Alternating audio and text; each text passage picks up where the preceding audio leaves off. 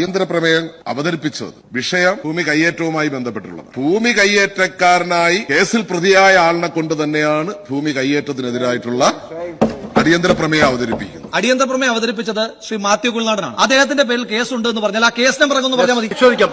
പരിശോധിക്കല്ല, പറയാം. കേസിന്റെ നമ്പർ പറയാം. അഴിമതി നിരോധന നിയമപ്രകാരം BC3/2024 ഇടുക്കി. പോരെ പോരെ. എന്തെങ്കിലും അസംബന്ധവും അറിയാൻ പാടില്ലാത്ത കാര്യം എന്ത് വിവരക്കേടും വിളിച്ചു പറയാൻ ആരെങ്കിലും ലഭിക്കുന്നത് പറയരുത്. ഇവിടെ പ്രസംഗ സമയത്ത് എന്റെ പേര് പരാമർശിച്ച് പറഞ്ഞത് എന്റെ പേരില് ഭൂമി കയ്യേറ്റ കേസുണ്ടെന്ന്.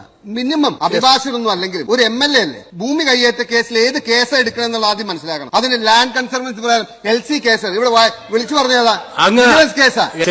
ഞാൻ എക്സ്പ്ലനേഷൻ പറയട്ടെ.